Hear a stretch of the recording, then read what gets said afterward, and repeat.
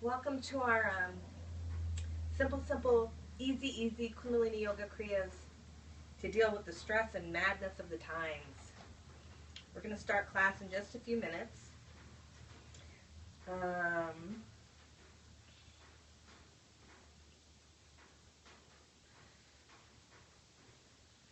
just wanting to see if I'm working here on my iPad. So that if the people come on and if you chat with me, I can see you. Hold on.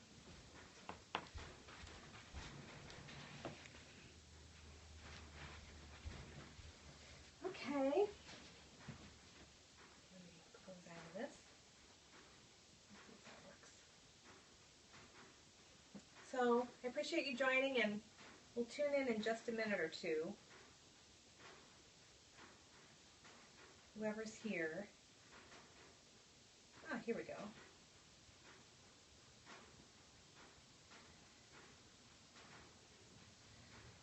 Oh, there we go.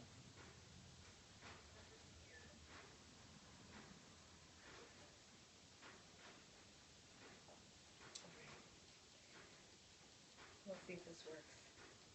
I see that there are 3 people on, but I can't tell who you are. Oh, now there's 1 person. Okay. All right. Okay, so we're going to tune in. So we're going to start class and we'll tune in. So in Kundalini Yoga, we tune in with the Adi Mantra. And the Adi Mantra is Om Namo Gurudev Namo. And Om means that great creative consciousness, the kind of creative expression of the Creator, and Namo means I bow to. And Gurudev is the teacher that moves through everything, the invisible, transparent teacher that moves through the entire creation. And Namo means I bow to. So go ahead and rub your palms together and bring them into prayer pose at the heart center. Thumbs pressed against the sternum. Straighten the spine. Relax your shoulders back. Inhale deeply and suspend the breath. Exhale.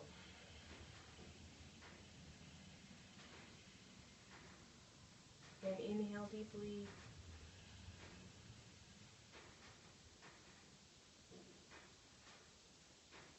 Exhale.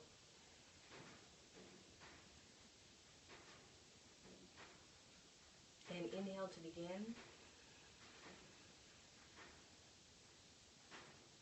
Om Namo Gurudev Namo.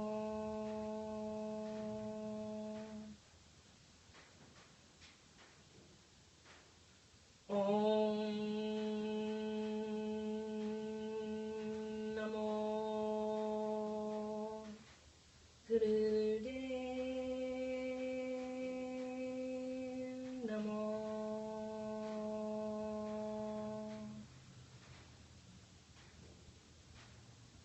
Om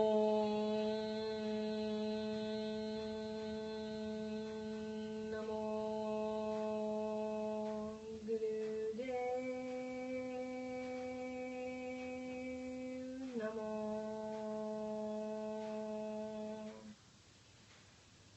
Ad Gure Namah, Jagad Gure Namah, Sat Gure Namah, Sri Gurudev Namah. Ad Gure Namah, Jagad Gure Namah, Sat Gure Namah, Sri Gurudev Namah.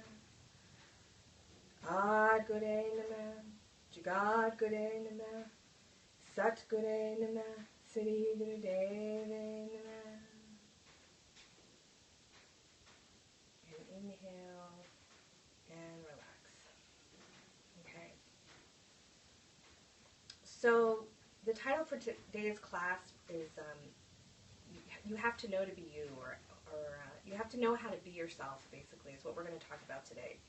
So last week when we were talking, I taught a simple Kriya for trauma, and I talked about how, healing trauma is such an important thing that we need to do. And the reason that we want to heal trauma is because wherever we are feeling traumatized, we're incapable of being ourselves. And we live in this kind of strange experience throughout our lives. And I think, like, I can say for myself, you know, there's the places where I feel really centered and peaceful and calm. And then, you know, you get triggered, something happens, and it throws you into some kind of trauma or some kind of reaction that's bigger than you, that you can't control. And in those moments where you react, you're not yourself.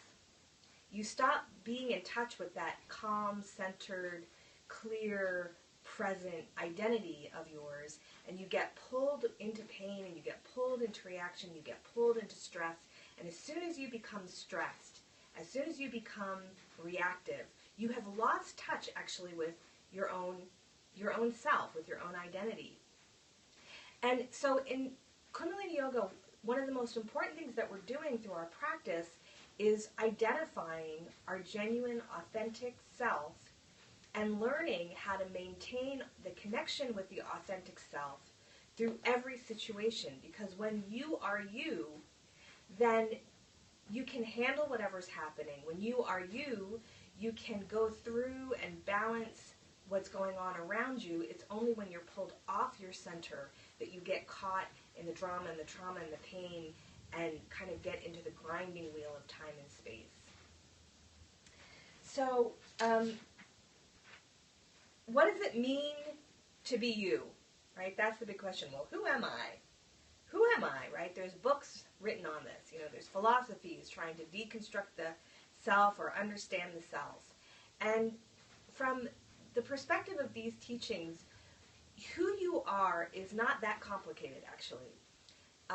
We don't believe that there's some God guy out there separate from us. That there's a divine light, a divine consciousness that's at the base of the entire creation. And every single form comes from that light. And you are a manifestation of that divine light. So the light of the divine lives in your heart as the seed of your existence.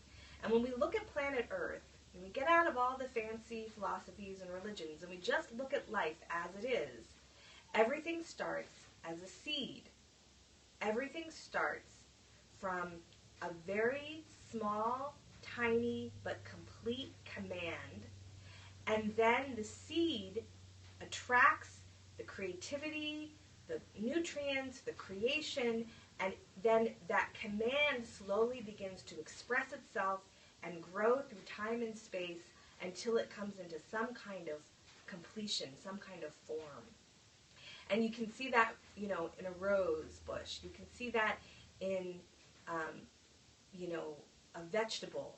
You can see that in a fish. You can see that in every single form that exists. The seed begins the process of the form being expressed, and the seed contains the command of how that form should express itself. So, you know, a plum tree is always going to be a plum tree. An apple tree is always going to be an apple tree. They're never going to be each other because the seed is different. And it's the same with you, except on a much more sophisticated level.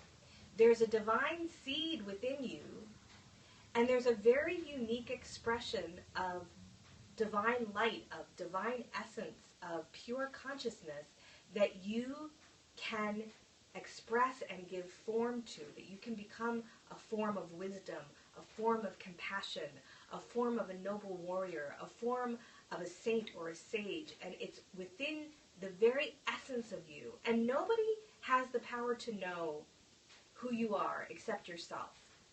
No one has the power to get inside of your head, inside of your consciousness, and assess if this is authentic or not. You're the only one who can develop your own sensitivity towards your own self to know if this is an authentic expression of that divine seed that's in you. And in Kundalini Yoga, there's a very beautiful mantra that we do. Had, Hare, Hari, Wa, He, Guru. And Had, Hare, Hari is this sort of sound that expresses the seed into form. So Had is the divine essence. Hare is that essence coming to life and expressing itself. And Hari is the form that the seed finally takes. Had, Hare, Hari, and then Waheguru, The fact that we get to have this experience is a gift of the divine teacher. It's amazing, like, that we can be guided into realizing ourselves and expressing ourselves as a seed of infinite divine light. Had Hare Hari, Waheguru. There's lots of meditations that use that mantra. We're not going to do a meditation like that tonight, but that's what that mantra is for, is to awaken to initiate yourself to your own essence and your own process of unfolding that seed within your life and giving expression to it. And the mind, and this becomes really important because the mind is a separate identity from that spirit. The mind is actually given to you to be the servant of that essence, of that light. And what often happens is that the mind kind of gets run away with its own idea of who it is. Well, this is who I am, and it's based on what I've done in my life, or it's based on what group, tribe I was born into. It's based on the color of my skin, or it's based on my sexual orientation, or it's based on what kind of music I like, or what kind of ice cream I like. And the mind catalogs all these things to define a self. And that's what we call the ego. That's what we call the false self.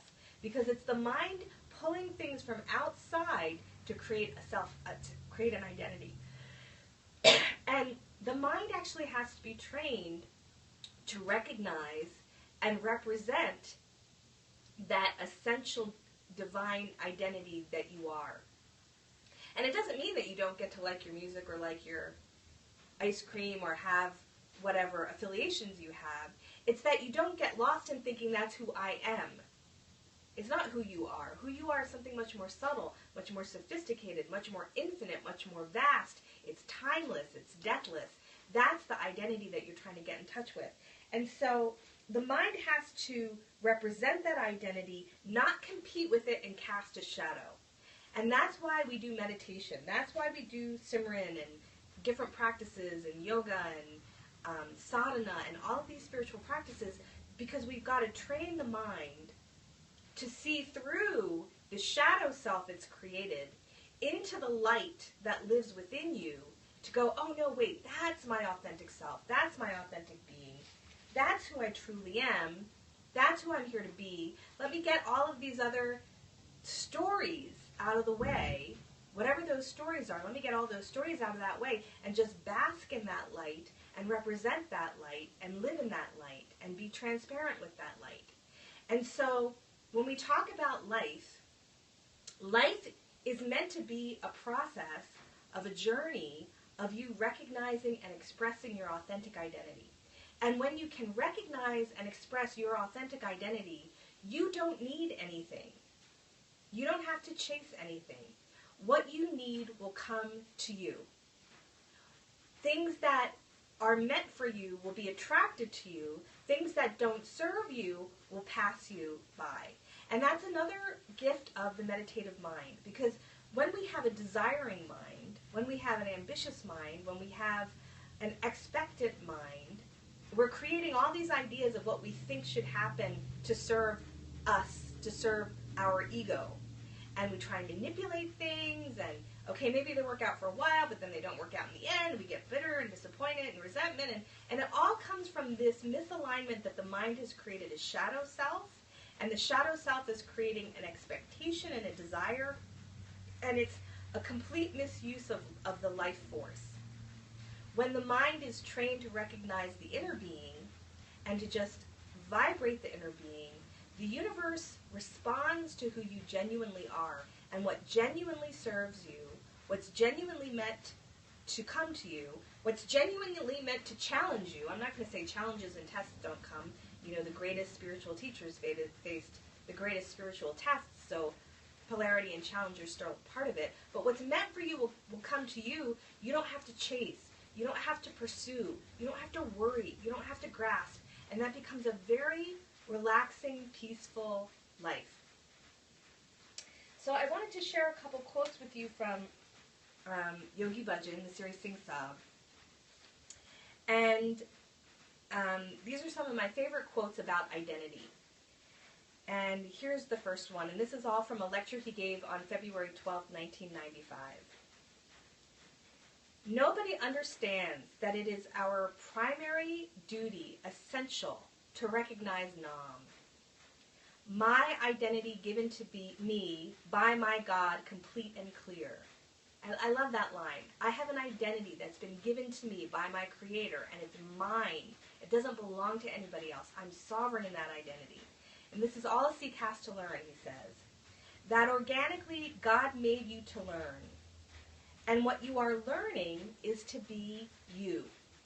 Not by process, not by group therapy, not by guidance, but by reverence, but by grace, but by selflessness and by self-esteem.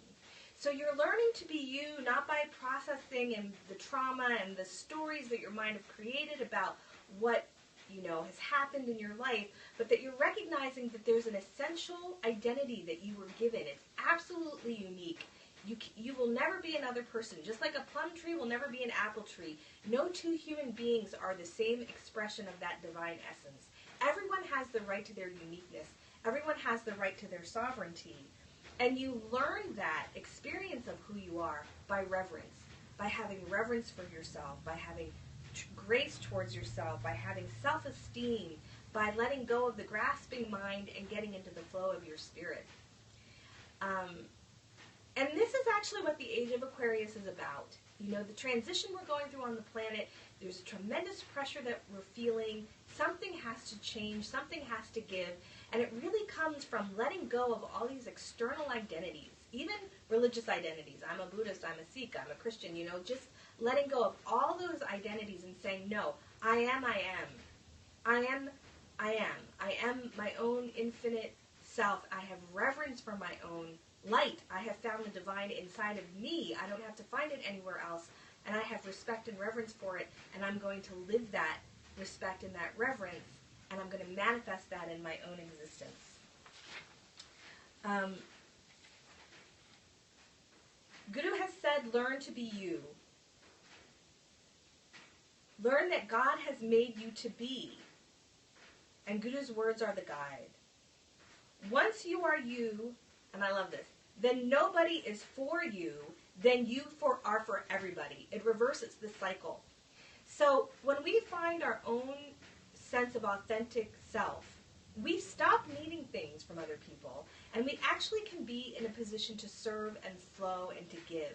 It reverses the cycle. It stops being about grasping and here and what do I need and the stories and the this, and it just becomes that you're for everybody. And that is what purity is. It's a see-through situation. And it's about being radiant and your presence working. So this is the whole new definition of a human being in the Aquarian age. You conquer the mind through meditation. You train the mind to identify the genuine divine essence within you. You live according to that command that's authentic, that no one can understand but you. You become radiant and present, and the radiance and presence causes the universe to bring what you need to you.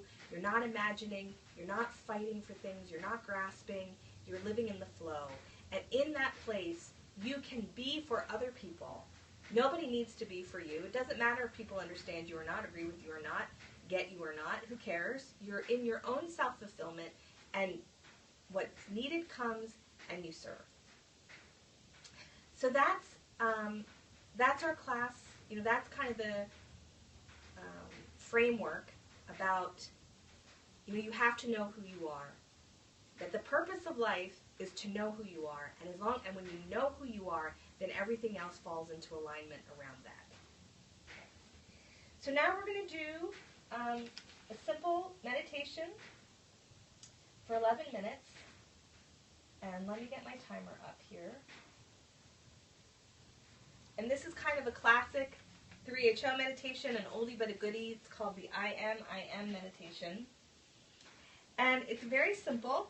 So come sitting into a relaxed cross-legged posture. If you're sitting in a chair, make sure the spine is straight and both feet are flat on the floor. If you're sitting on the floor, come into easy pose. Keep the spine straight. The right hand is over the right knee with the elbow straight, and the fingers are in Gyan Mudra, so the thumb and the forefinger are touching. This is the mudra of wisdom. This is the ego. The thumb represents the ego.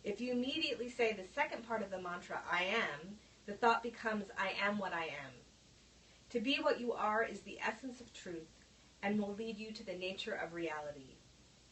The hand and the breath move in rhythm and strengthen your ability to maintain a sense of self as your awareness expands to a broader perspective.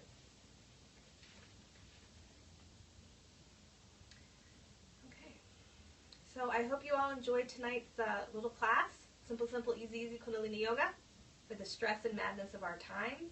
It's a great little meditation to practice. You can practice it up to 31 minutes. You don't have to stop at 11 minutes. I hope you practice it on your own this week, next couple weeks, and that you find and enjoy the bliss of your real self and your true essence and your authentic being, which is where the juice and joy of life come in. Okay, now we'll close. May the long time sun shine upon you. All love surround you, and the pure light within you guide your way on. May the long time sun shine upon you. All love surround you, and the pure light within you guide your way on. Guide your way on. Guide your way on.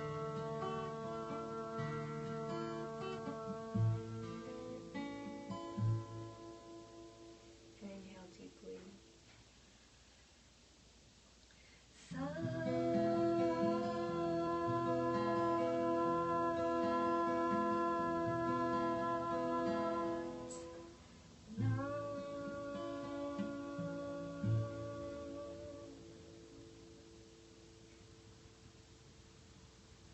May you be blessed to live in your infinite light with every breath, today and always. And I want to send out a special healing prayer to my brother-in-law, Myron, and to his family. And may all be healed in perfect grace and bliss. Okay, thank you all for joining. We'll do this again in 2 weeks. Hope you enjoyed it. Sana. And now I'm going to walk over to the camera and turn this off.